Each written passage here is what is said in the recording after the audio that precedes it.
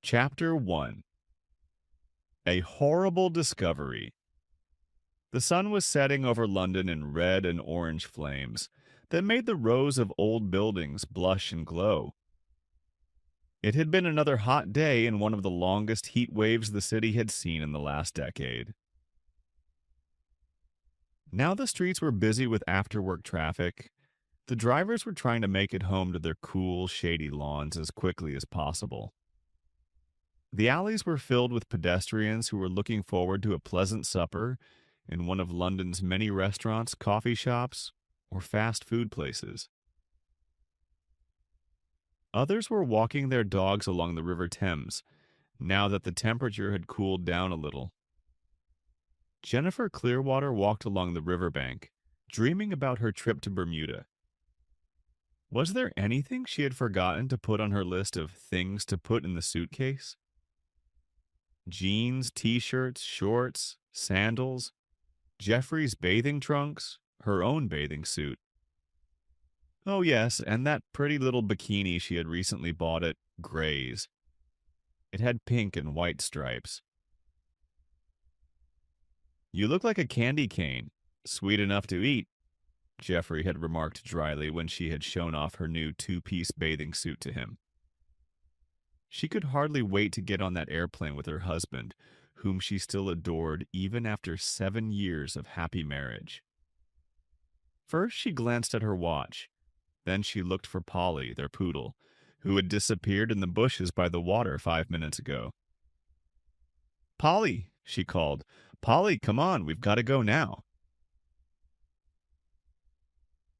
No sight nor a sound of Polly. "Polly," Jennifer called again. "Polly, come back, will you? Where are you, Polly?" Suddenly she heard a faint bark behind her. It seemed to come from the river's edge. She stopped and turned round, walked back a few steps and listened. Yes, that definitely was Polly's high-pitched bark. Yap, yap, yap. She sounded excited and upset. Jennifer pushed the twigs aside and ducked right through the hedges along the river until she saw the water shimmering in the last sun rays of the day. "Polly," she cried. The poodle responded with a series of excited barks from somewhere round the next bend. The young woman walked hastily round the bend and saw her dog growl at something that looked like a long white branch floating in the water. No, it had to be something like a thick white pole because blue fabric, maybe a flag or tent or something else, was attached to it. This was what Polly was growling at, or rather pulling at. "Polly, come here. Let go of it, will you? We've got to go." The dog let go of the blue fabric but did not move from her spot. Instead, she started on another series of barks. "Polly, leave that thing alone, will you? Come on, be a good doggy. We've got to go home to Daddy." Jennifer moved closer to put Polly on the lead and saw something that looked like a mop of wet black hair. Then she froze. Oh my God, she thought. Oh no, it can't be. It couldn't. Could it? It was. It was another one of the Thames Murderers' victims. It was the body of a dead woman whose hair had got tangled in a bush. She was wearing a dress as blue as the sky. Oh my God, Jennifer thought. "Help!" she screamed. "Help! Murder! Help!" Then she grabbed Polly and ran back to civilization to notify the police. Shortly after 6:30 p.m., Inspector Hudson put down the receiver with a sigh. He had been expecting that phone call. In fact, he had been wondering for the past month or so when they would give up and assign him to the Thames murder case. Now he had both of them. And he didn't like it. No, sir, he didn't like it one bit. Because he had secretly been following up on Scotland Yard's investigations and felt that the murders of two beautiful young women found drifting in the river were tricky cases. Nothing linked the victims to each other as far as he knew. The murderer seemed to pick them randomly in lonely parks after dark. They seemed to have nothing in common except that the second woman had been found exactly 4 weeks after the first one. About a week after the first murder, a note had been sent to Scotland Yard, mocking their failure to find the murderer, and signed Jack the Skipper.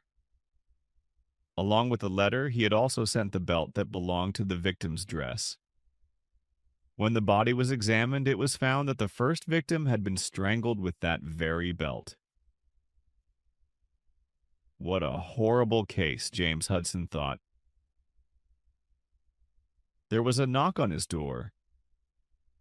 "Come in," he called. His secretary entered with a thick folder. "The Thames murder case, sir. They just brought it over." "Thanks, I've been waiting for that." Eagerly, he took the heavy folder from her and leafed through it until he found the note the Yard had received 1 week after the first murder. It was handwritten in capital letters. "Will that be all, sir?" she asked. "Because if you don't need me anymore, I would like to finish for the day. It's almost 7 o'clock." "What?" "Oh, yes, thank you," he answered without paying attention. His thoughts were on the note. The secretary shrugged and left, shutting the door behind her. "Still fumbling in the dark, aren't you?" the note read. "You shouldn't be. It was bright enough when I strangled the poor lamb with this pretty beige belt. Ha ha."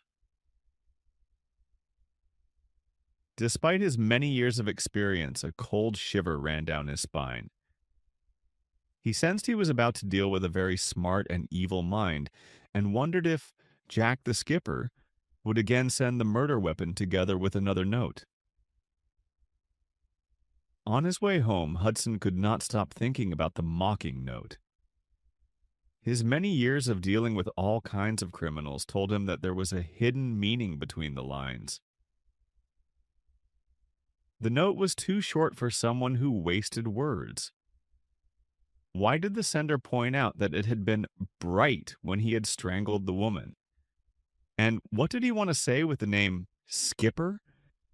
Was the man they were looking for a sailor? The inspector was so caught up in his thoughts that he almost overlooked an old woman crossing the street. He frantically slammed on the brakes and smiled an apology to the little old lady who was furiously shaking her umbrella at him.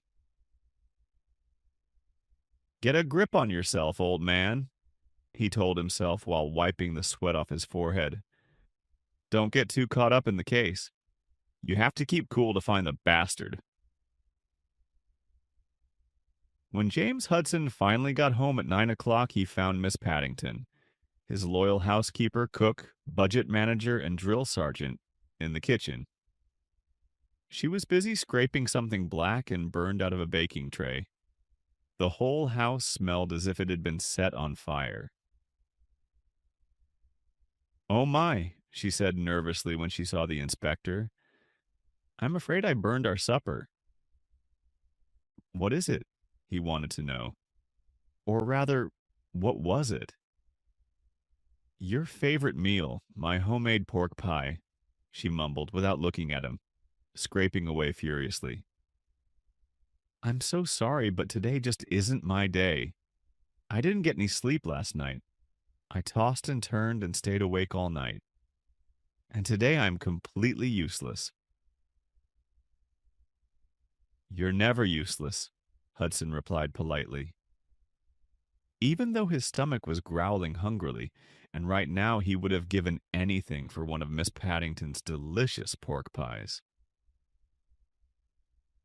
"You're too kind, Inspector, but it's always the same when there is a full moon. I tried a cup of warm milk and it didn't work. Then I even tried this special meditation that is supposed to make you tired no matter what.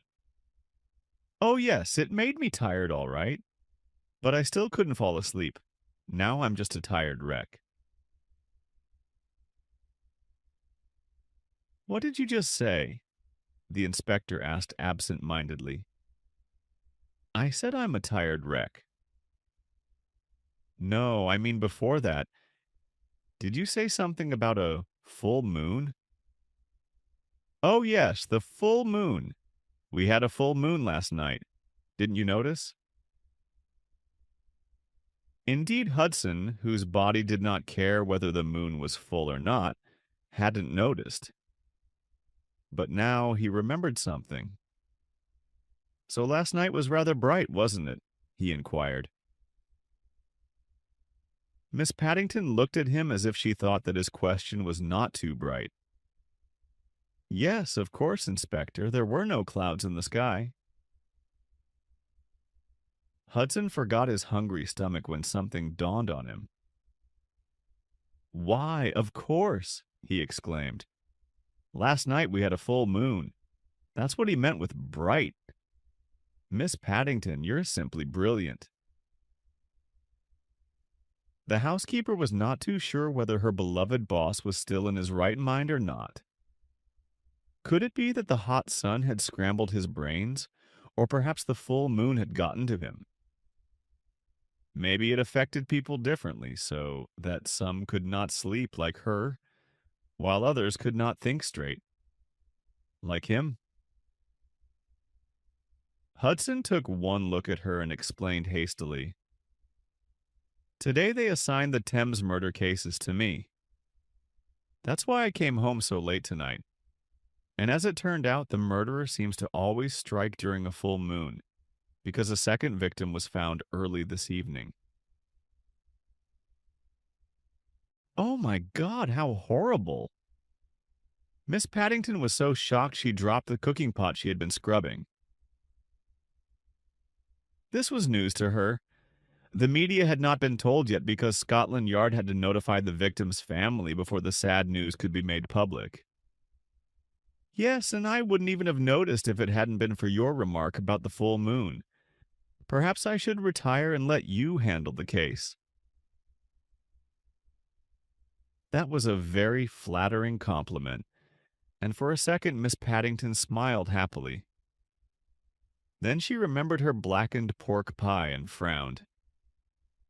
But, sir, I can't even serve you a proper supper tonight, and there is not enough food in the house to prepare something else.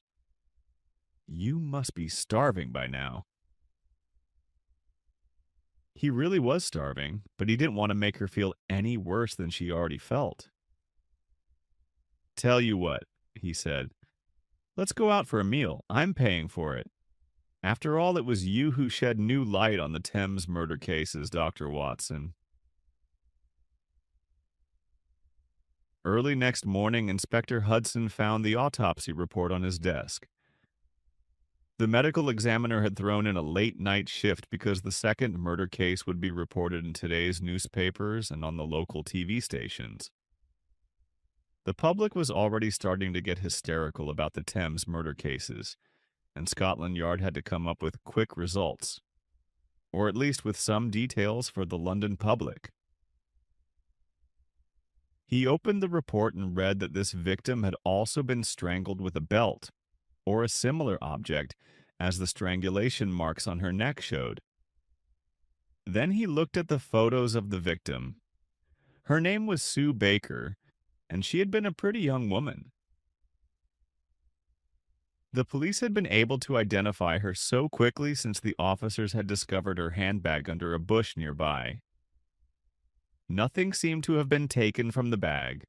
Her passport, her keychain, and even her purse with a few bills and quite a lot of coins were all still there. She had been a waitress at the Old Lion's pub and had taken home the tips received that evening. Since she had lived by herself, no one but her cat had yet noticed her absence. When the police officers notified her old parents, who lived in a village close to London, late last night, It was such a shock to her mother that she just kept asking over and over, "What about Lizzie? What about poor Lizzie?" Her husband explained that Lizzie was the name of Sue's cat. The officers had to drive over to Sue's flat and fetch a very scared and hungry cat. After they had dropped the animal off at the parents' home, Sue's mother seemed to calm down a bit. These are the tragedies behind the breaking news of a spectacular crime, Hudson thought. The personal tragedies usually don't make the news. However, they do make me care about my cases. He silently vowed to himself that he would find the person who was responsible for the tragedy of Sue Baker's mother and Lizzie, the cat. Just a moment. The young officer disappeared between the long shelves on which the evidence was kept in sealed plastic bags. A minute later, he returned with 3 labeled packages. "Here you go, sir." He handed the plastic bags over to Inspector Hudson. Inside were the 2 dresses the victims had been wearing last, and the belt Jack the Skipper had sent with his note. The beige dress of the first victim clearly matched the belt the young woman had been strangled with. The inspector looked at the label inside the dress. It was a French designer he had never heard of. Clearly the dress had been expensive. He took a photograph of the label. Curiously, he turned to the second dress. This one was of a deep blue. "Did it come with a belt?" he asked the young officer. The officer shook his head. "No, sir, no belt came with that piece of evidence." Hudson glanced at the label. It was the same French designer. He whistled through his teeth. "The same type of dress as the first one?"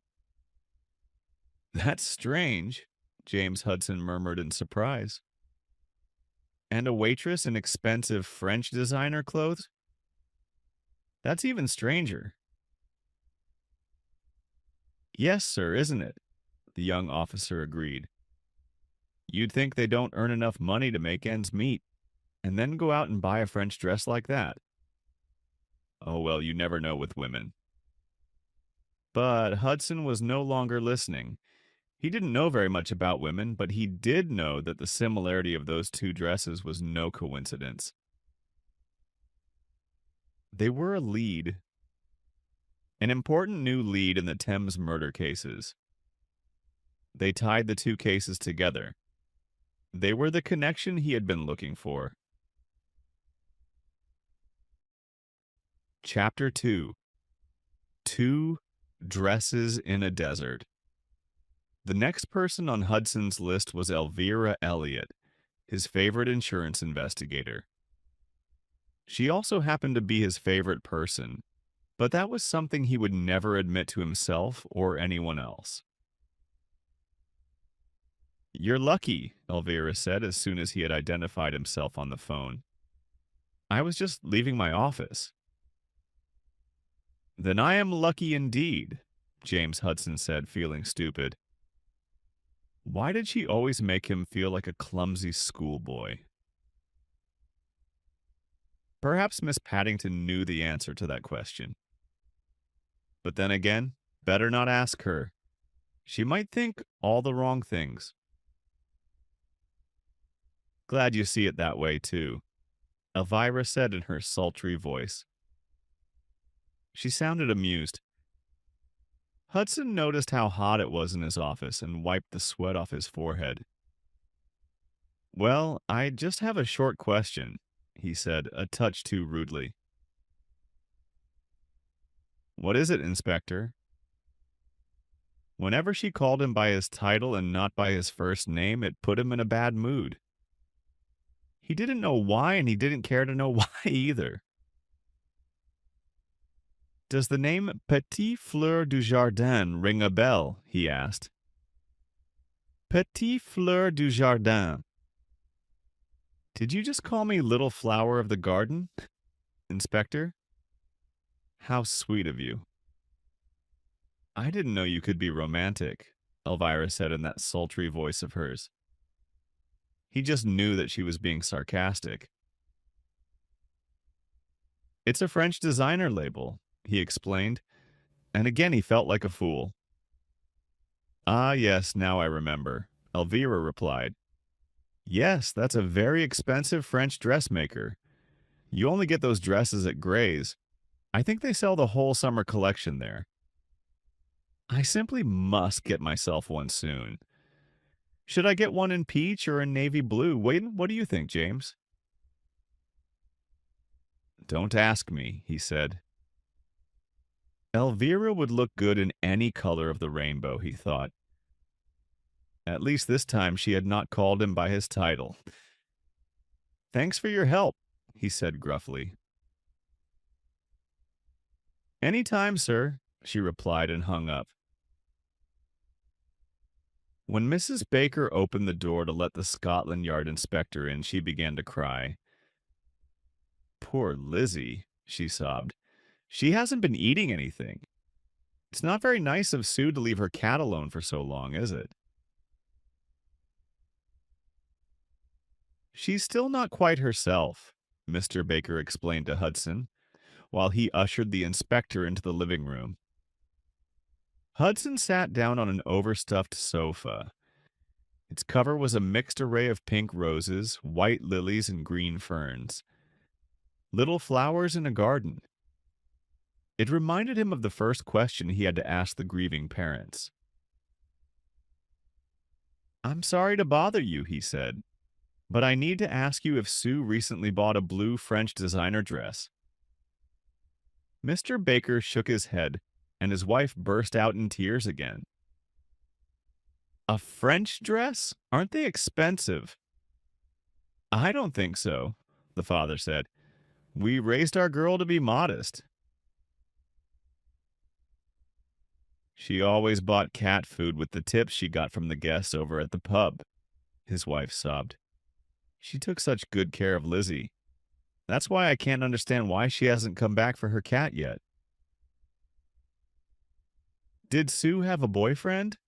Was she seeing anyone? The inspector continued. No, her father replied. As far as we know, she only had a few girlfriends.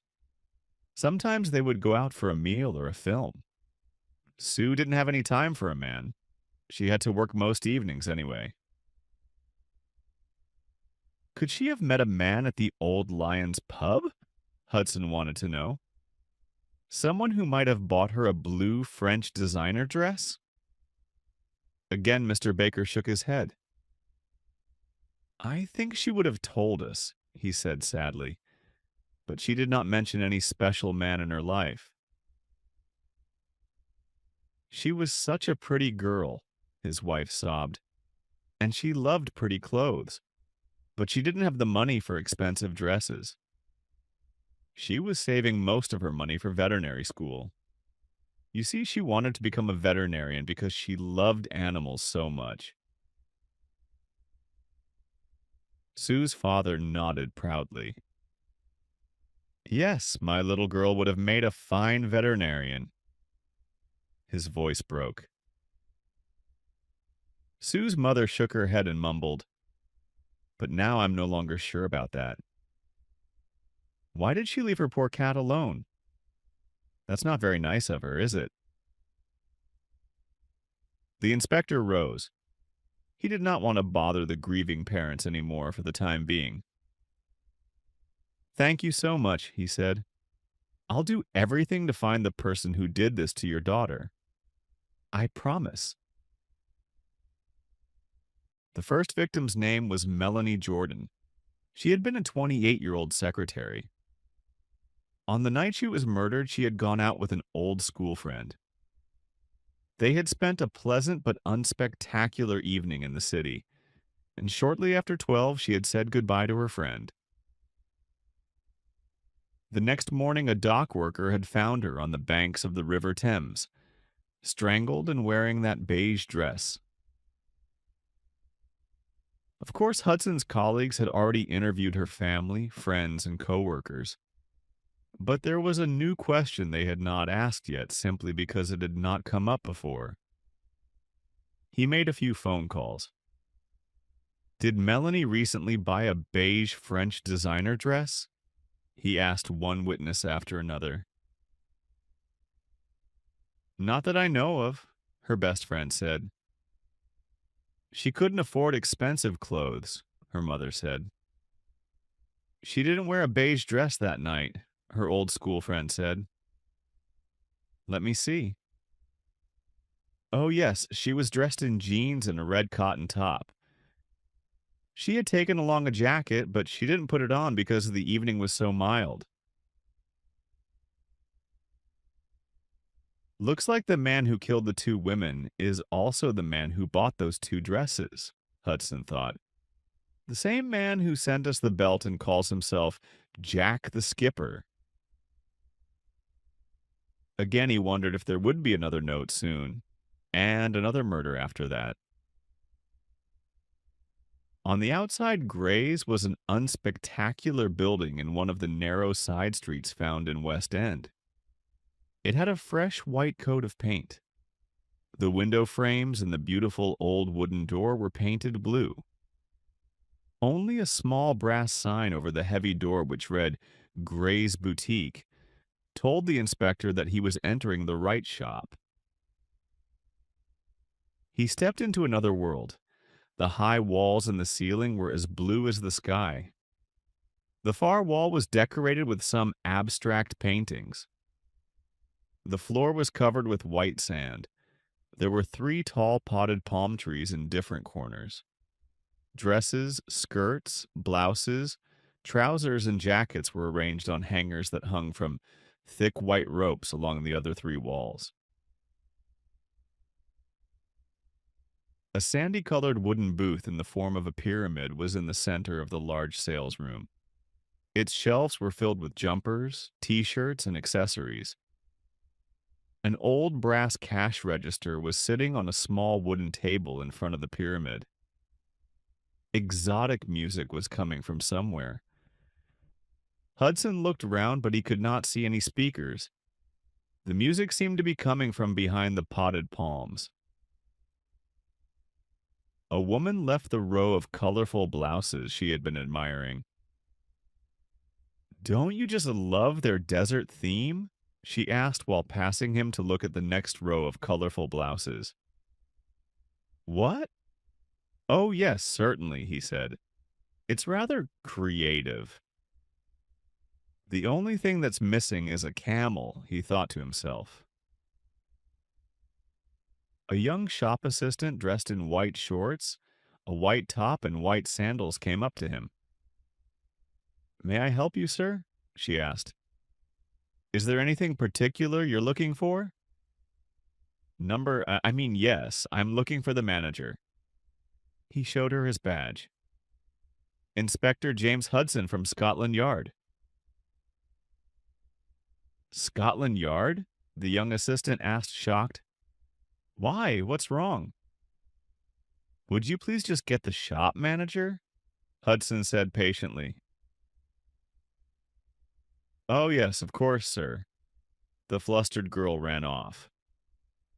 The woman who had been inspecting her 3rd row of blouses turned round. Still holding up a very pink blouse, she glanced at the inspector. The yard here at Gray's? What are you looking for? An illegally imported camel? Not really. Hudson shook his head. But if I were you, I would stay away from that pink. Without so much as another glance, she marched off to a row of pastel ensembles. Half a minute later, the flustered shop assistant returned with the flustered shop manager. Emily Gray, she introduced herself nervously. I'm the owner of the shop. How may I help you? I need to ask you some questions in reference to an investigation, Hudson explained. Is there a room where we could talk privately? Oh, of course. Please come along this way. Miss Gray led the inspector into her office and offered him a seat. Then she sat down and brushed back her long black hair. So what brings you here? She asked businesslike. Surely not our unique desert theme. The inspector studied her for a second. She was a good-looking woman about 40, even though her features were a bit hard. But then, it probably was hard work to keep a trendy boutique like this one successful year after year. Aloud, he said, "No, of course not, although it certainly is impressive. But the reason for my stopping by are the two murder victims we found on the banks of the Thames. I'm sure you've heard about them?" "Oh, yes, I read in the Times that they found another poor woman yesterday, didn't they?" "How horrible." She shook her head in disbelief. Who would do something like that? That's what I'm here to find out. You see the dresses the two women were wearing when they were found? Both have the label Petit Fleur du Jardin. I understand you carry that label in your collection? Petit Fleur du Jardin? Emily Gray asked, shocked. Are you sure? Yes, we carry that label in this year's summer collection. But what does that have to do with? She paused thoughtfully. Oh my God, of course, now I understand. Gray's is the only place in all of London that sells Petite Fleur du Jardin models. That's why it's been so successful here. But the fact that the victims purchased those dresses here doesn't tell you anything about their murderer yet. Does it? Hudson shook his head. No, that's exactly the point. They did not buy the dresses. These garments are completely unknown to the victims' families, friends, or coworkers. It seems that the murderer has made them put on these dresses shortly before he killed them. Ms. Gray looked aghast. My dresses? He made them put on my dresses? My beautiful Petit Fleur du Jardin dresses? What a beast! How did he kill them? The papers didn't say anything about that. Inspector Hudson was not going to say anything about that either.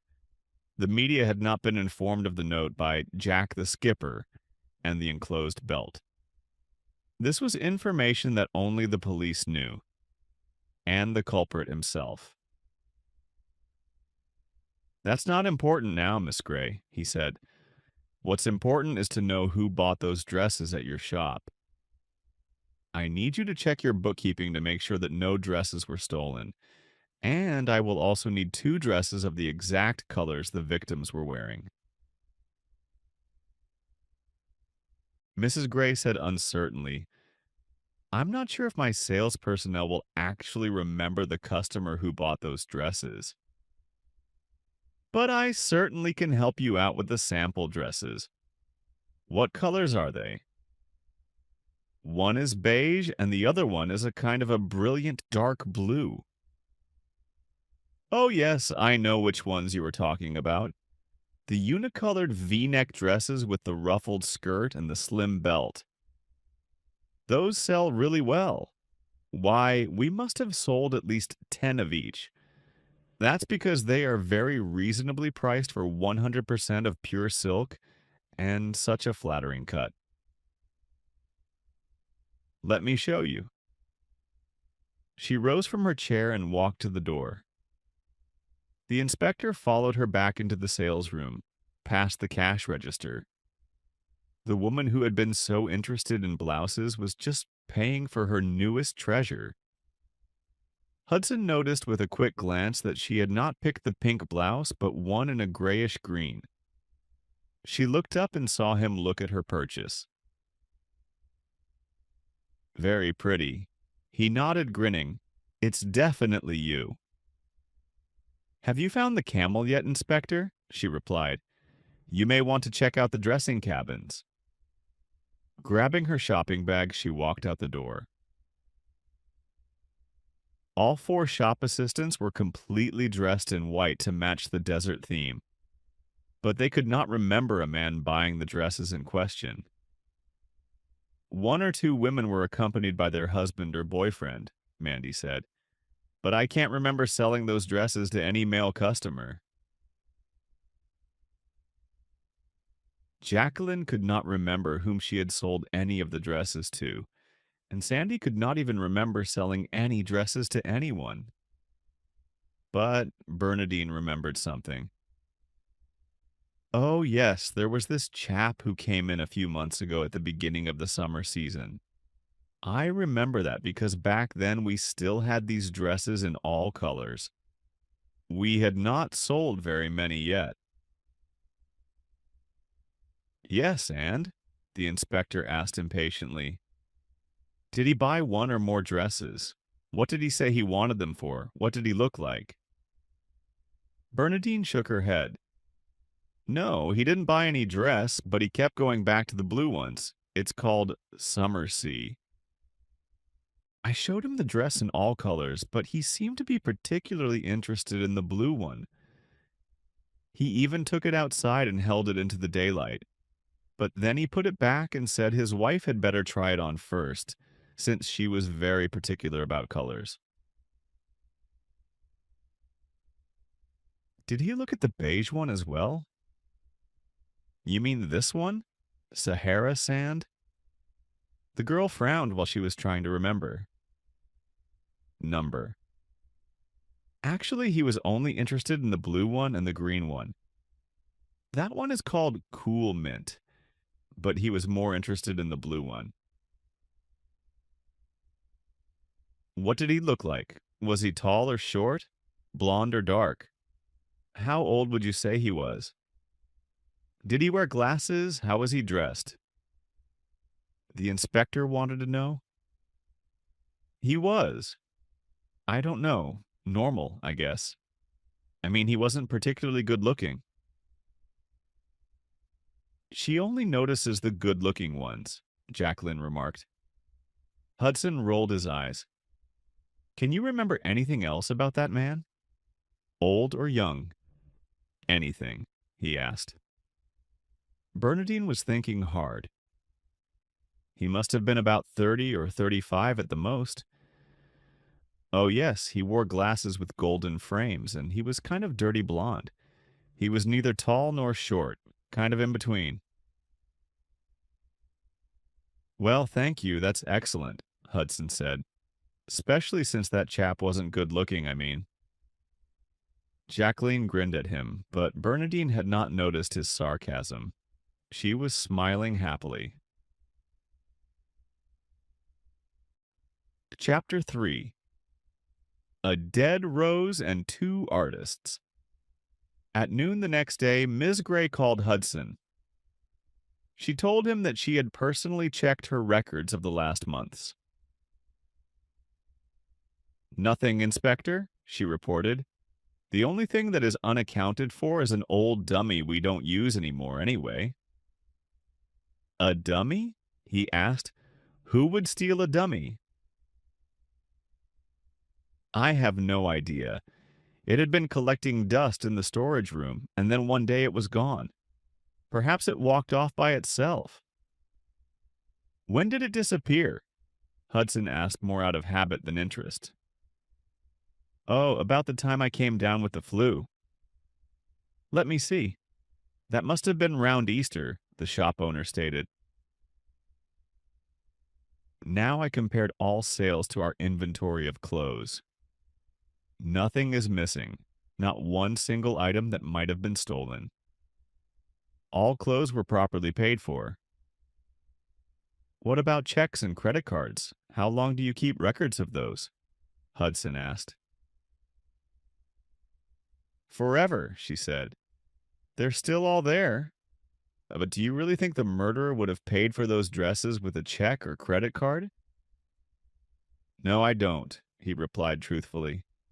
But we have to investigate every possible lead, you know. Yes, I understand that, the boutique owner said. But this will be handled discreetly, won't it? I don't want the police to upset my customers. It might ruin the good reputation of my shop. Of course we will be discreet about it, the inspector assured her. I will personally see to that. So, could you keep all your records handy so that one of my men can pick them up this afternoon? You will get everything back as soon as we are finished with it. The two dresses as well. She promised to have everything ready to be picked up in the afternoon. Just before she was about to hang up, the inspector said, "Oh, just one more question. Who has keys to your shop and the storage area?" "Only myself. I am always the first person to get there and the last one to leave." "Sounds just like my job," Hudson remarked. "Thank you so much. Goodbye." "Goodbye, Inspector." She hung up. Well, this is one job I won't handle myself, Hudson thought. Sorting through bookkeeping records and dealing with figures is just not my cup of tea. Let me see, who will be the lucky one to take care of Gray's bookkeeping?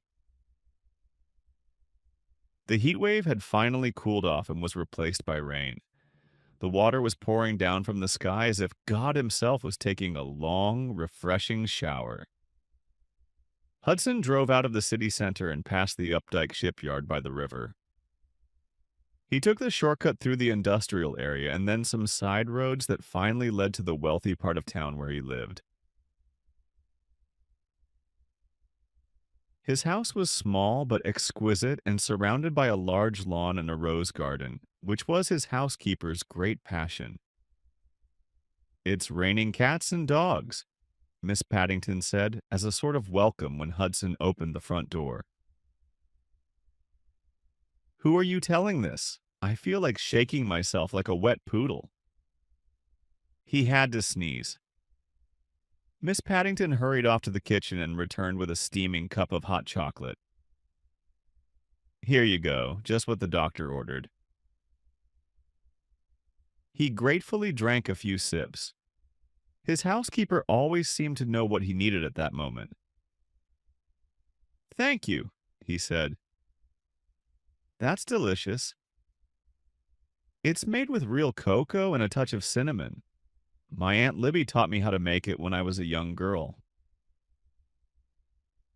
"Well, God bless Aunt Libby's soul," the inspector said.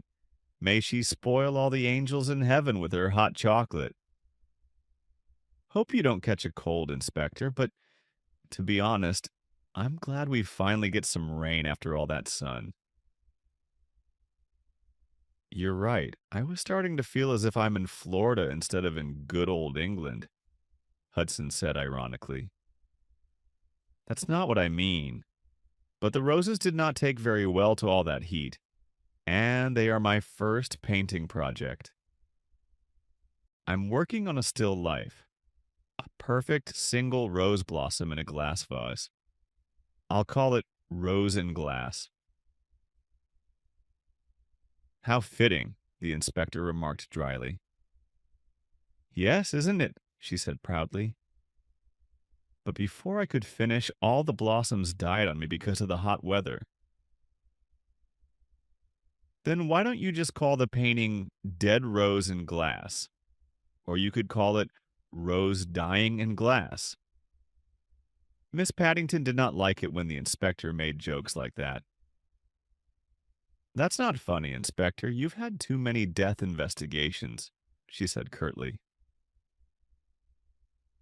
"And being all by yourself doesn't help either, you know. Have you seen that nice lady lately?" "What's her name? Elvira?" Having made her point, the housekeeper took his empty cup and left him by himself to think about that nice lady, Elvira. Perhaps I should get a cat, he thought. They are just as complicated as women, and they have just as long claws. But you don't have to impress them with compliments. Inspector Hudson was no longer thinking about cats. He was thinking about the stranger one of the shop assistants had mentioned. How to find the male customer who had shown such interest in the blue dress? Well, the only way to do that was through the media.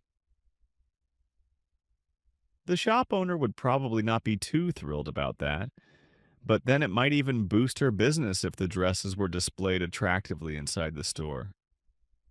Oh, so what? He thought. We will even mention that desert theme. That should make her happy. The young investigator who had to sort through Gray's bookkeeping records confirmed what the boutique owner had already told Hudson.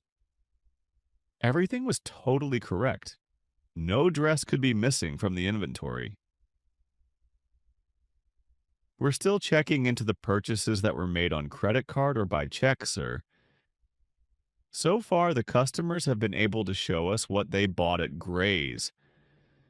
We're only waiting on 3 more customers who couldn't be reached yet. By the way, the young officer continued, the woman who found the second victim, her name is Jennifer Clearwater, is among Gray's customers.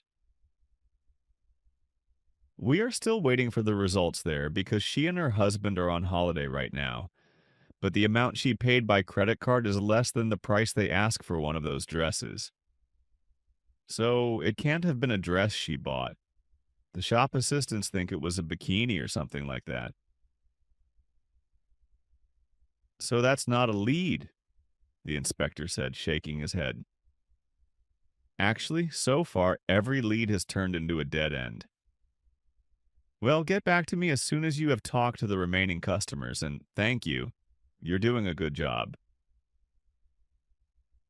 The young officer flushed with surprise. Why, thank you, sir, he said, and hurried off to do an even better job.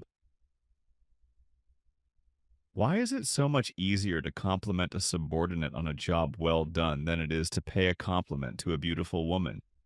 The inspector wondered. You always call when I'm in a hurry, Elvira said. How do you always know when I'm getting ready to leave? I don't, Hudson replied lamely. Sorry to bother you again so soon, but we're not getting anywhere in the Thames murder cases.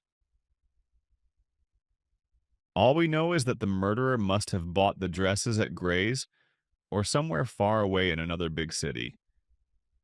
This Petit Fleur du Jardin stuff is only sold in a few very exclusive shops, as we found out. Therefore, I need your help. He sighed. He'd like to call Elvira, but he hated to have to ask any favors of her. She seemed to have heard his sigh because her voice softened immediately. How can I help you out? I don't know any more about those dresses than you already do. But you socialize with the kind of people who buy clothes like that. People who can afford those prices, I mean. We're probably looking for someone with money. Some clown who can go out and buy 2 very expensive dresses just for the thrill. And the kill, so to speak. Nice wordplay, James, Elvira said. But a sad subject. That's how I feel, too. I have to find the bastard before he strikes again. What makes you think he will strike again? The inspector could not tell her about the pattern he was beginning to see. The full moon and the same type of dress. Let's just call it an instinct. I have a feeling he will kill again, and soon. Tell you what, I will see what I can find out. I will ask all my friends in high places a few discreet questions. Without mentioning you, of course. By the way, how did you like the paintings? What paintings? He had no idea what she was talking about. The paintings in Gray's boutique. Oh, you Gray's paintings. Didn't you see them? 3 of them are hanging on one of the walls. They bear his artist's initials, O-U-G-O-U, Gray's paintings. Who is O-U Gray? Miss Gray's husband? He asked in confusion. But she said she was divorced. O.U. Gray is her twin brother, Elvira explained patiently. He is a very talented local artist, very in at the moment. Does Abstracts he has developed his own soft, flowing style? So his pictures always look as if they were taken underwater. Some critics already call him a genius. The inspector, who could not tell the difference between a rose in a glass from an abstract rose underwater, was surprised. Miss Gray had not mentioned that she had a brother, so there was another man around who could have somehow taken those dresses. Elvira? What? Oh, James? She asked in her sultry voice that made him want to call her more often.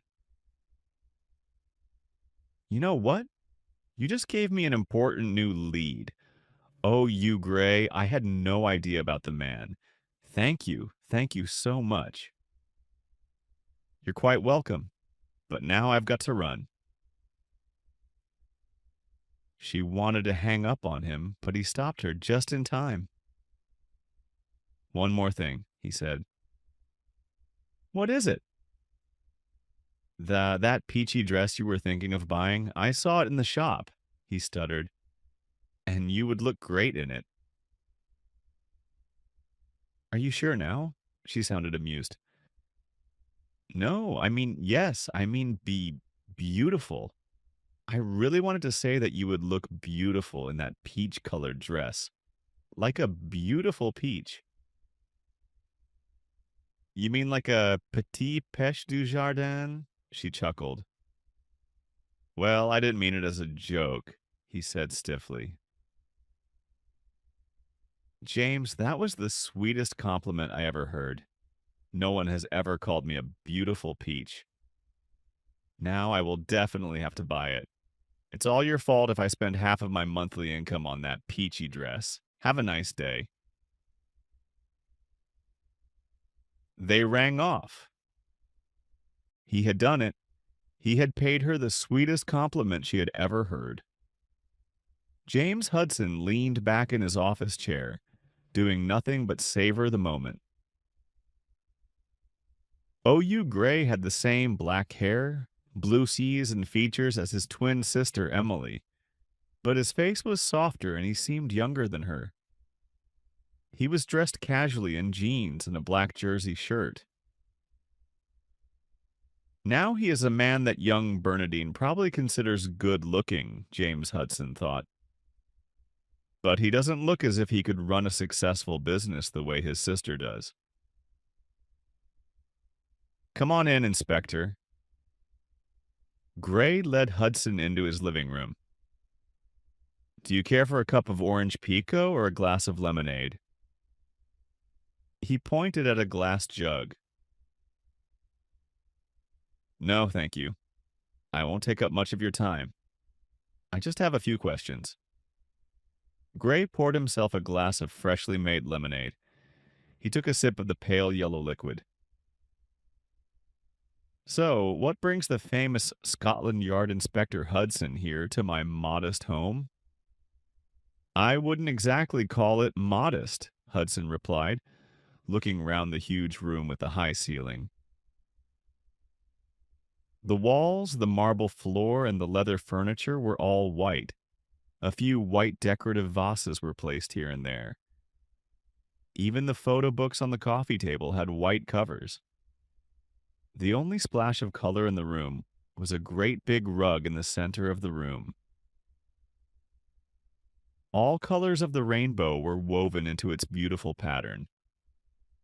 Pointing at it, the inspector remarked, "That's a nice piece. It looks like an Indian pattern." It is, Gray nodded. I bought it at an Indian reservation in Arizona. It is handmade and the colors are all natural. No chemicals at all. Very beautiful, Hudson commented. But I don't see any paintings on the walls. I heard you're an artist who has made quite a name of himself.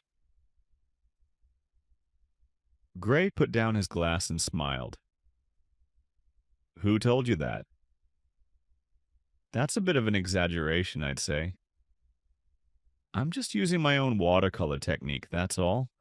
And I don't like to display my own art in my own living room. It's like bringing your work home, if you know what I mean. Either he really is too modest, or he thinks so highly of himself that he does not want anyone to know what he really thinks of his own art, Hudson thought. But the man seemed nice and easygoing enough. Well, I'm sure you didn't come here to discuss artwork, did you? So, what brought you here, Inspector? I'm investigating into the Thames murder cases, Hudson replied. I need to ask you what you did 3 nights ago. Sunday night between 11 p.m. and 3 a.m. on Monday morning. Gray looked genuinely shocked. That sounds as if you suspect me of killing those poor women. But that's totally absurd, Inspector. What did I do to be suspected of such a horrible act? I didn't say we suspect you or anyone else, for that matter, the inspector said calmly. I just have to eliminate all persons who could have anything to do with the two crimes. So what did you do during the time in question? Frowning, Gray stared at the white ceiling. Let me see, he said thoughtfully. When did you say it was Sunday night? What did I do that night? Oh, yes, it was really hot that day, and so I spent the whole day by the pool at my sister's house. After supper, I went home. That was about 10 o'clock. Then I worked a bit on a painting and watched a late film on television, an American film. It was called The Magic Touch. After that, I went to sleep. That was about 3:30 a.m. So you were by yourself? Or can anyone verify what you just told me? Gray shook his head.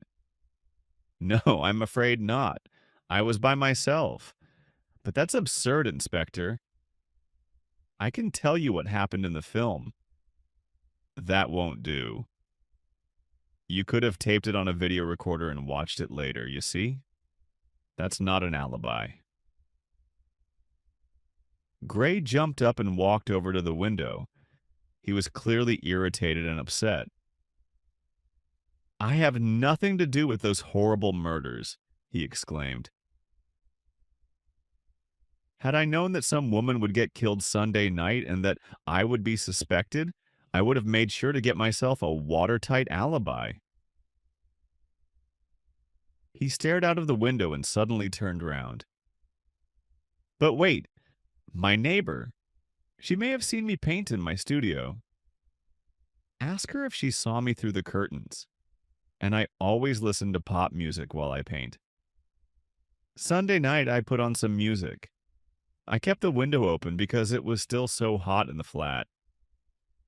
I believe she also kept her window open, so she may have seen me paint and heard me sing along to the music. The inspector got up. Yes, I'll do that. She may be your alibi. Say, do you have any keys to your sister's boutique? No, sir. Why should she give me a spare key? I have nothing to do with her business. Unfortunately, I'm not good with money and figures. I never developed the left side of my brain, I guess. He smiled and shrugged. My mother always wanted me to become a businessman. Now I paint abstract watercolors. Oh, well, you can't please them all, can you? No, you can't, the inspector said. Well, thank you so much for your time, Mr. Gray. We'll see what your neighbor has to say. What's her name? Mrs. Kennedy, I believe. I don't know her very well. We just say hello when we meet downstairs. She is an old lady living by herself. The old lady did remember seeing Gray through the white cotton curtains of his window. Yes, sir, he was sitting there painting all right when I was watering my balcony flowers before going to bed at 11:30. In that heat, you have to water them twice a day, you know. And the young gentleman over there was concentrating on his painting, singing. Mind you, he wasn't being loud. He has very good manners. You could barely hear him. He's really well educated. And in addition, he is good looking too. I wonder why he hasn't married by now. Of course, most young women have a job these days, but that isn't what they're really after, is it? I think they still want to get married. Deep down in their hearts, I mean. Inspector Hudson hastily thanked her and fled the scene. The final results of the checkup on Gray's customers who had paid by check or credit card did not offer any new clues either. All the purchases of dresses, blouses, skirts, and bikinis matched up. I couldn't find anything that looked suspicious, sir, the young investigator reported to Hudson. Only two women bought one of those blue dresses on credit card, and both still have their dress and the belt that comes with it, as they showed me. One woman bought a beige dress and paid with a check. But she still has the complete garment as well, and she just bought it 2 weeks ago.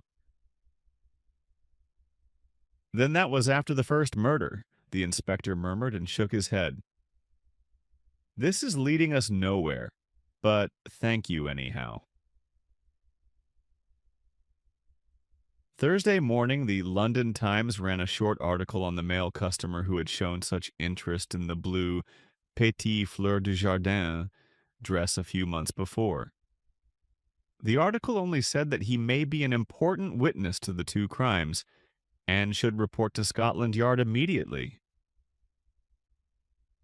The paper also printed two pictures. One displayed the blue dress on a hanger next to one of the potted palm trees. The other one showed the sales room, pyramid and all.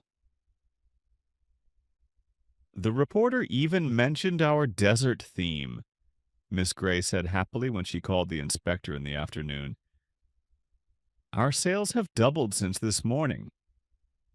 Now everyone is keen on buying Petite Fleur de Jardin dresses, especially the blue ones. Thank you for making sure that the press presented Gray's so nicely. But the man with the special interest in the summer sea model did not step forward. Perhaps he was on holiday. Perhaps he did not read the papers. Or perhaps he was the murderer. Chapter 4. Inspector Hudson receives a letter. Then Sue Baker's father called to report that his wife had remembered something about a secret admirer their daughter had mentioned to her. A secret admirer? Hudson asked. Yes, sir. My wife is feeling a bit better. Of course, she isn't over the loss of our daughter yet, but at least she can now accept the fact that Sue is gone, Mr. Baker said. And she just remembered that Sue had said something about a man showing a lot of interest in her. The inspector was all ears. Did she say who he was? Did she give a name? No, she just said that he was in a difficult position and did not want her to talk about him. She shouldn't tell anyone before he had sorted out his problems. My wife got the impression that he might be married. Sue only mentioned him because her mother found a pearl necklace in her room while cleaning it. So she asked Sue where she got those pearls, and after a bit of questioning, Sue told her. Can your wife remember anything else Sue might have mentioned? Like where she met this man, how long she had known him, things like that? Hudson heard Sue's father sigh sadly. No, Inspector. Believe me, I would tell you if I knew. The murderer of my daughter must be punished for what he did to her. Yes, sir, Hudson said with great respect for the grieving father. I feel the same way. None of Sue's girlfriends knew anything about a secret admirer. Neither did the two other waitresses at the Old Lion's pub. A secret admirer who gave her real pearls? How thrilling, the waitress from Jamaica said. I wish I had a secret admirer like that, too. Then I'd quit this place in no time. Would you like a glass of pale ale? It's our special brand.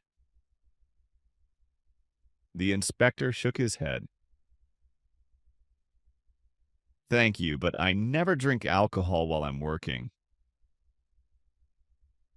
The pretty waitress glanced at Hudson.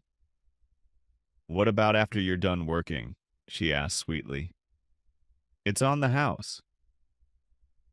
Smiling, Hudson had to decline her offer. The other waitress, who was from Newcastle and had to work on her day off to replace Sue, shrugged. If I were you, I'd ask Paul about that secret admirer stuff, she said in a tired voice. He was keen on her, and he happens to be married. Aren't all secret admirers simply married chaps? Plus, he's making a lot of money from this place. Not that we see a lot of it, though. So Paul is the owner of this pub? James Hudson inquired. He looked appraisingly at the noble wooden floor and wall paneling. It looked like real cherry wood. Yes, Inspector. You can find him in his office. It's right back there, next to the kitchen. The man who opened the door to his office looked distressed.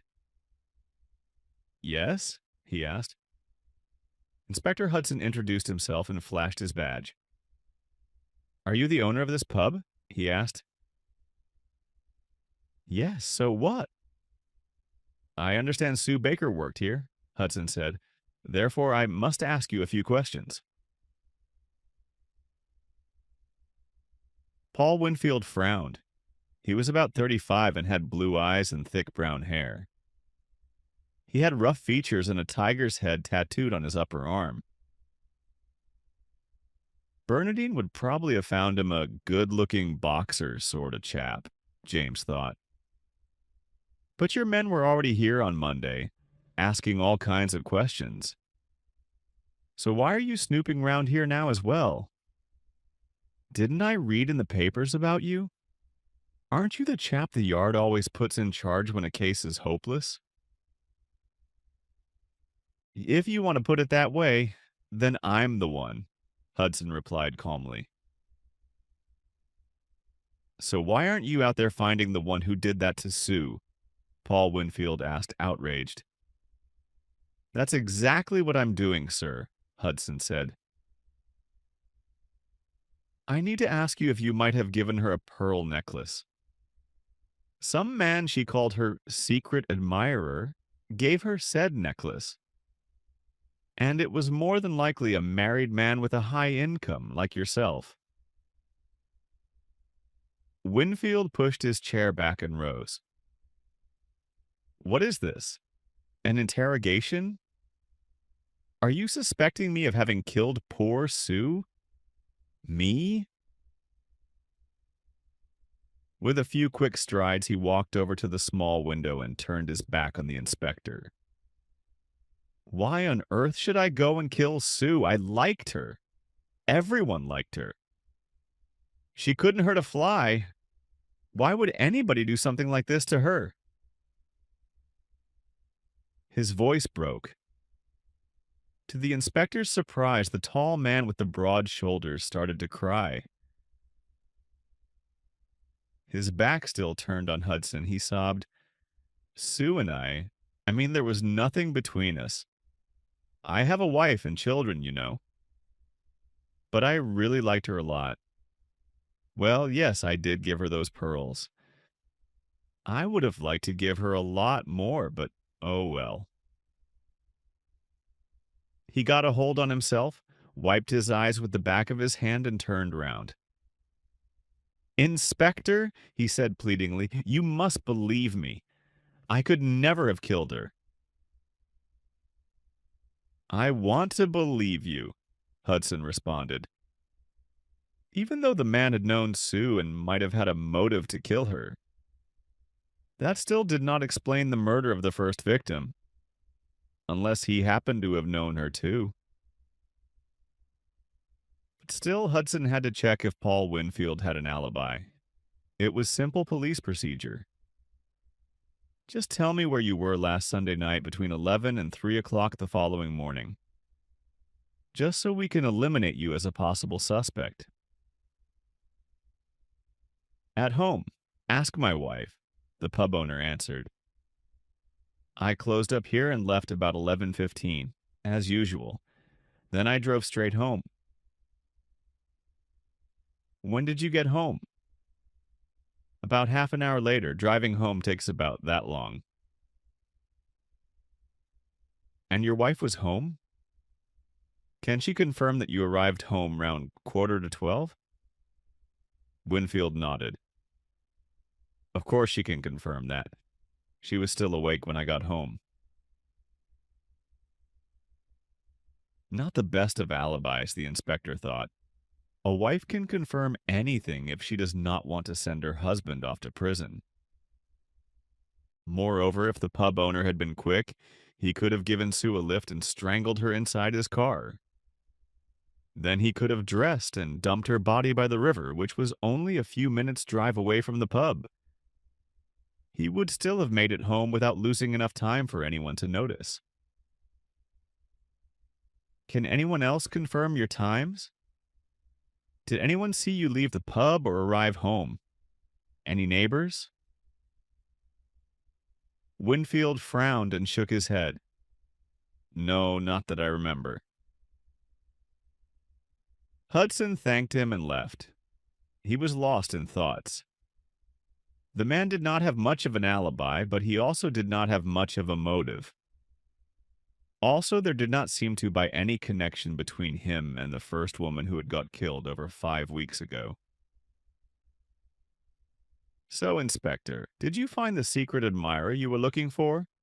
The waitress from Newcastle called after him on his way out. When he turned round, she was wiping down a table, smiling knowingly at him. Of course, Mrs. Winfield was able to confirm that her husband had come home about 11:45 on Sunday night and had not left the house until the next morning at 7. What's all this about, anyhow? She asked, upset. Why should he have anything to do with the murder of one of his waitresses? Just a routine check, madam, the inspector answered discreetly. After all, he did not want to be responsible for the breakup of a marriage. Friday afternoon, the mysterious stranger who had been so interested in the blue dress rang up Scotland Yard. The call was transferred over to Hudson's line. After Hudson had taken down the caller's name and address, he asked the man, So, you are the male customer who was looking at the blue dresses at Gray's boutique a few months ago? Yes, I think so, the man, whose name was Mr. Graham, said nervously. Even though I have no idea what this is all about. But I did go to Gray's a few months ago to find something for my wife's birthday, and I saw a blue dress I thought she might like. But she is very particular about colors, and so I ended up putting it back. I'm glad I did. She just bought herself an olive blouse at Gray's. I never would have picked that color for her. But that's my wife. An olive blouse? The inspector asked. He dimly remembered the woman who had been looking at the rows of blouses when he had stopped by Gray's early this week. Yes, she calls it olive, but I would say it's a sickly greenish gray. I may have met your wife when I was at the boutique this week, Hudson said, astonished. That's possible, sir. Usually she ends up buying pink stuff. But when she came home from her last shopping tour, she said one of those blokes from Scotland Yard had walked in. He had had nothing better to do than tell her not to buy that pink blouse she had picked out. Flustered, Hudson apologized. "I'm sorry if I have offended your wife, Mr. Graham. I just thought that pink was a touch too pink. But of course it was none of my business." "Well, I'm glad you told her, Inspector," Graham replied.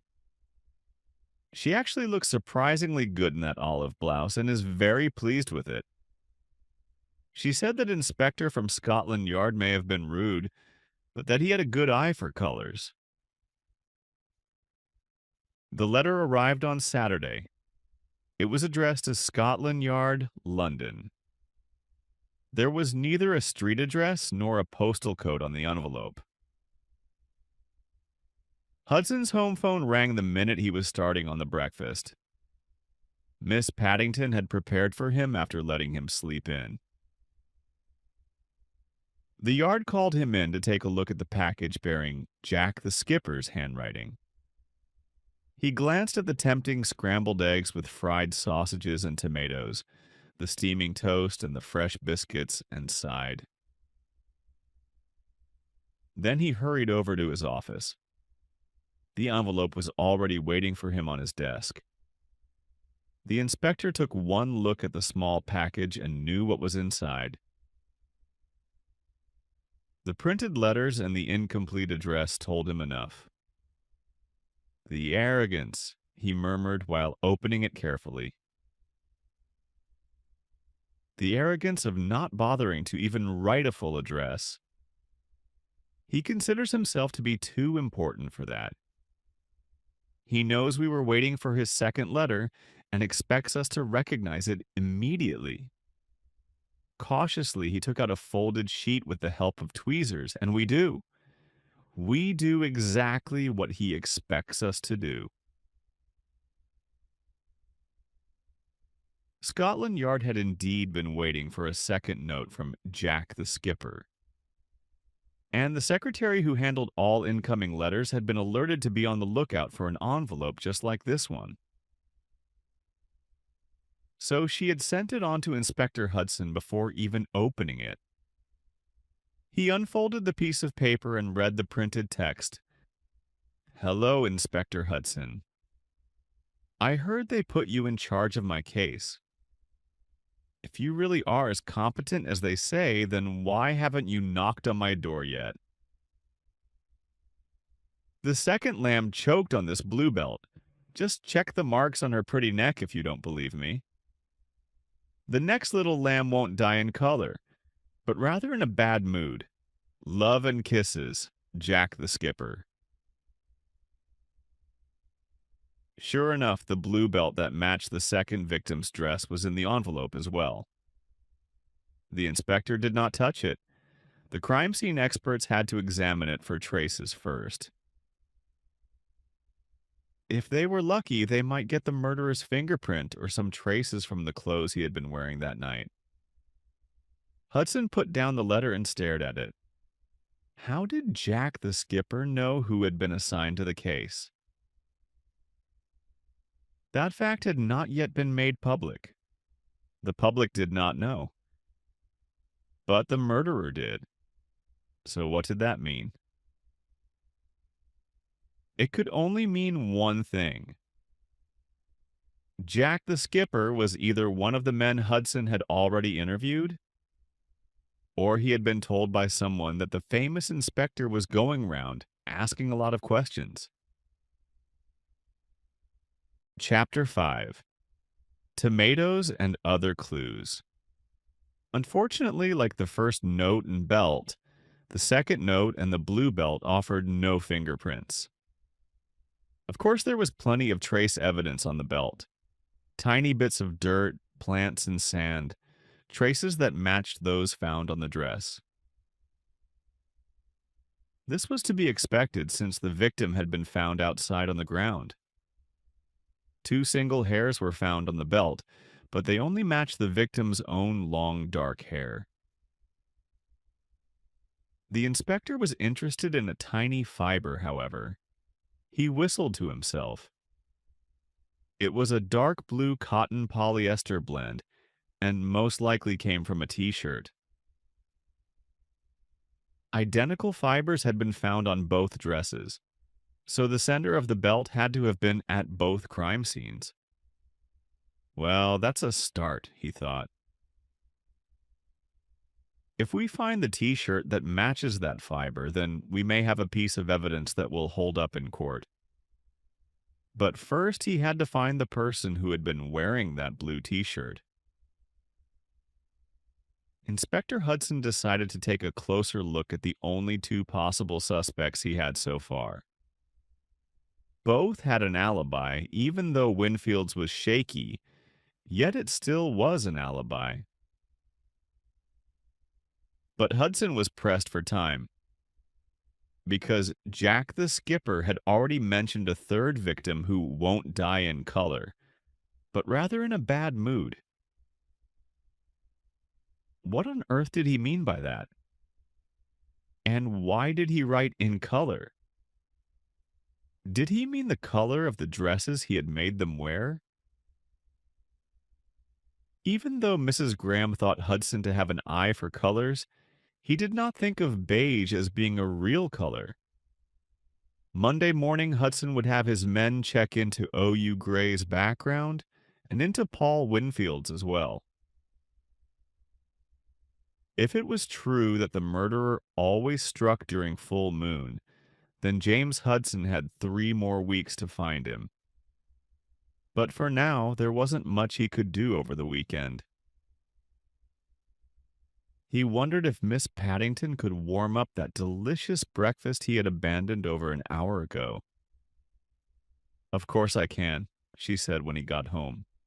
"I'll warm up the biscuits and scramble some fresh eggs for you.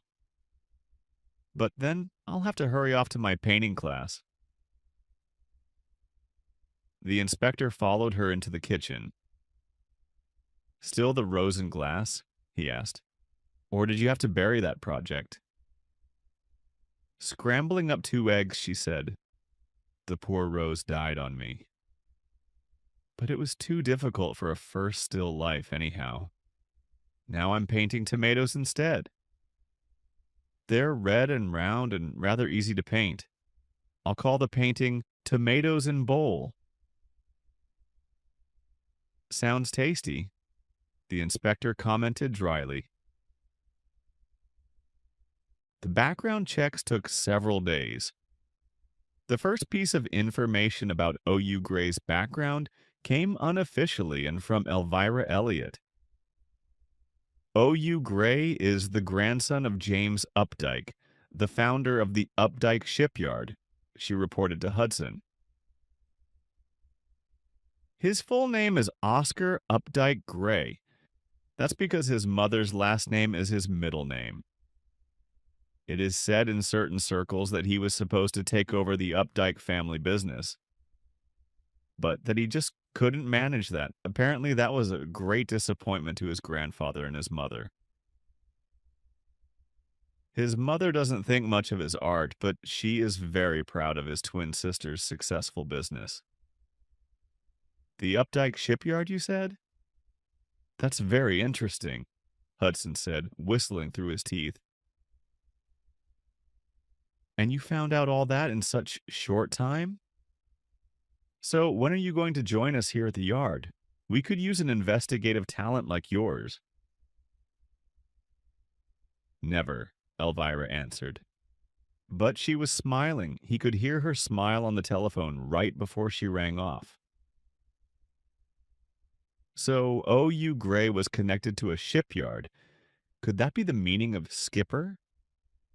But he had not become a skipper, to the great disappointment of his grandfather and his mother. Did killing make him feel like less of a disappointment? Like a winner? As if he was in control of his life? As if he was the skipper his family had wanted him to become?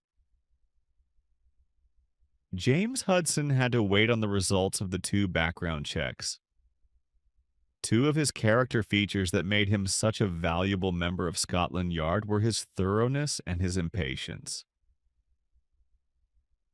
He simply did not like to sit and wait, so he decided to find out more about the first victim's past. Could there be any connection between the two victims after all? He rang up Melinda Jordan's former colleagues and friends. He asked a lot of questions about her habits, interests, and activities. She had liked the cinema, musicals, and reading books. She had loved to travel, mostly to Italy and Spain for her summer holidays. She had enjoyed cooking pasta and dancing salsa. Really nothing out of the ordinary. But then he struck gold. About 6 years ago, Melanie Jordan had worked at the Pale Ale Brewery, a small brewery in the south of London. She had been in charge of the customers' orders. She had quit that job when a larger firm had made her a better paying job offer as a secretary. But for 2 years, Melanie had handled all orders, including those of the Old Lions pub. When Paul Winfield was shown photos of Melanie Jordan, he denied having known her. He said over and over again that he always ordered his barrels of pale ale over the telephone. But his waitress from Newcastle told a different story. That's not true, but don't tell him I said so, Inspector. I've been working here for 10 years, too long if you ask me. And Paul used to go everywhere in person. Now he's getting lazy, but a few years ago he didn't believe in making phone calls. I get the best results if I deal with people directly, he would always say. Melanie's former colleagues confirmed what the waitress had said. It used to be Winfield's habit to come into their office, chat a little with everyone, especially the ladies, and order 5 or 6 barrels of ale. How well did he know Melanie Jordan? Inspector Hudson asked the clerk who had had her desk right across from Melanie's desk. The woman shrugged. I couldn't tell you that, she said. I mean, Melanie and I weren't close friends or anything like that. When Paul came over, he talked to me and flirted with her. He always paid her a compliment on her dress or her hair or the way she smiled, but I don't know if they ever went out on a date. The background check on Winfield revealed that he had been married for 12 years. So he had already been married at the time Melanie Jordan had been working for Pale Ale. But the inspector was more interested in another detail about the pub owner's past. Before Winfield had opened his pub, he had had several different jobs, including working as a cook on a ship. Uh-oh, so he was a sailor, Hudson murmured, whistling through his teeth. It doesn't look too good for you, Paul. Could you be our skipper after all? Hugh Gray's past, however, only revealed that he was regularly suffering from bouts of depression. There had been a few times when he had got so depressed that he had had to be hospitalized for a few weeks. Funny, the man seemed so relaxed and easygoing, Hudson thought. Could he be hiding a different personality behind his friendly exterior? The person who could answer that question best was Miss Paddington. You could not hide anything from her. He decided to take her to Gray's Boutique soon to have a look at OUG's paintings. But a depression does not make a murderer yet, and Paul Winfield had just become suspect number 1 on the inspector's list. Here was a former connection to a ship, and he had lied about the fact that he had personally known the first victim. When the owner of the Old Lions pub was confronted with the statements made by Melanie's former colleague, he broke down and confessed. Yes, I did know her, he confessed. She used to work at the brewery some years ago. But that doesn't mean that I killed her, does it, Inspector? Then why did you lie to me? Hudson asked. Now things look even worse for you.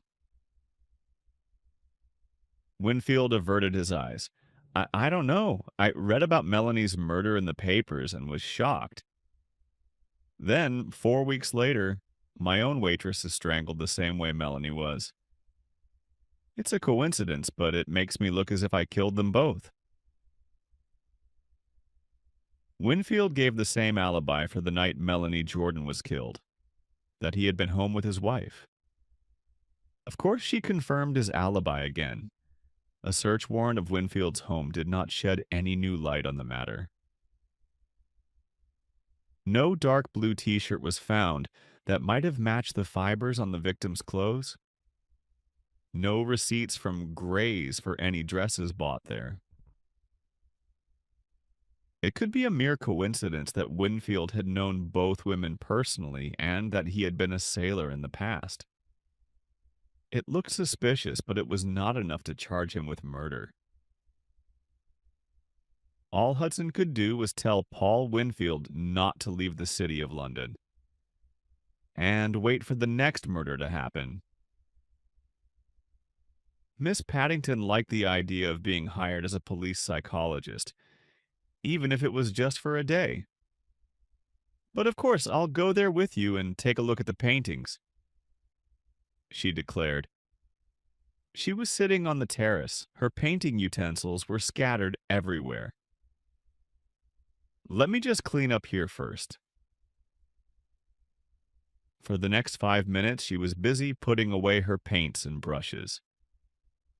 When she picked up a white canvas with nothing but 2 red dots on it, the inspector asked curiously, "Are those 2 red dots the tomatoes in bowl?" "Well, I'm not finished yet. I just started on my first still life," she said, a bit offended, adding, "And anyhow, they are not red. That color is called vermilion." "They look nice," James Hudson said hastily. "They have a very pretty color. Actually, they look very juicy." "You think so?" the housekeeper asked happily. "I'll put them into an ultramarine bowl. That's blue for laymen." "Ultramarine? It sounds like the ocean," Hudson commented. "It is like the ocean. It is a brilliant sea blue. Look, this is the bowl I will paint." When Miss Paddington brought him a bowl as blue as the dress the second victim had worn, something clicked in Hudson's mind. "What other names do you professional painters have for colors?" he wanted to know. "Well, beige is ochre." Oh my God, Hudson thought. O for ochre and for Oscar. U for ultramarine and Updike, and the bad mood for gray. O.U. Gray. The colors the victims wore stood for the murderer's initials. And he is planning to kill a third woman. I bet she would have worn a gray dress, Hudson thought, rushing to the phone. O.U. Gray had played his evil game with Scotland Yard long enough. He had been laughing to himself, dressing his victims in colors that for him, the artist, spelled out his name and his mood. A gray mood was a bout of depression. He who had become a painter instead of a skipper wanted to become immortal by killing 3 women as an act of art. Yes, that is likely. Miss Paddington nodded when Hudson told her his theory of the murderer's motive. After he had telephonically ordered that Gray's flat be searched for certain items. If he feels like a failure, he will compensate for that by doing something the world will really notice. But the inspector had already grabbed his car keys to rush to his office. In O.U. Gray's flat, the officers found not only Gray himself, but also a painter's rag which used to be a dark blue t-shirt. a tape recorder with his voice singing a pop song, and a dummy wearing a wig with short dark hair. Through the white curtains, it looked like the artist himself was sitting on a chair, painting. When asked, his sister admitted that her brother had managed the shop for 2 days in spring, while she had been ill with the flu.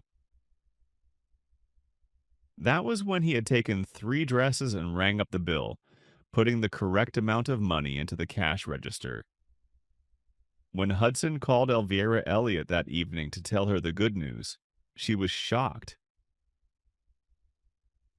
"Oh, you Gray is the Thames murderer? I can't believe it. A murderer? Why would he go round and kill women? Why?" His new series of 3 paintings, The Moonshine Serenade, was just bought for a lot of money by a New York gallery. "The Moonshine Serenade?" the inspector asked. "Yes, the 3 pictures at Gray's boutique." That's the title he gave them. "Why do you ask?" Elvira wanted to know. Now he could tell her. Because he killed the 2 women during a full moon. And he announced a 3rd murder. He most likely planned it for the night of the next full moon.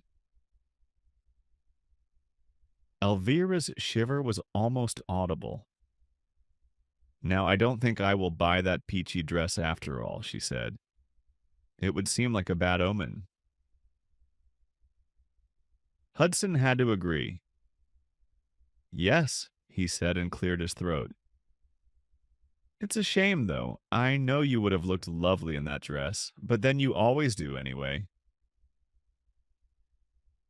"Thank you, James," she said gracefully in that sultry voice of hers.